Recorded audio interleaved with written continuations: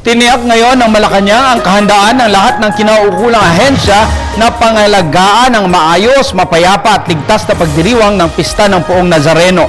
Ayon kay Deputy Presidential Spokesperson Abigail Valte, nakalatag na mahakbanging ipatutupad ng PNP-NCRPO, pamahalaan Manila at simbahan ng Quiapo. Ito'y upang matugunan ang inaasahang pagdagsa ng mga deboto ng itim na Nazareno. Inihayag pa ni Valte na pinag-aaralan din ng PNP na tiyaking hindi magkakaroon ng interruption sa cellphone signal na gaya ng nangyari ng nakaraang taon.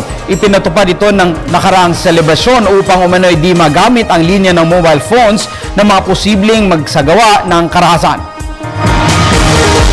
Everybody to heed these appeals, and also just note that the MMDA will be there to provide order when it comes to traffic. The PNP will be on hand to make sure that all the devotees will be safe, and that the measures undertaken for this year's celebration will be equally strict.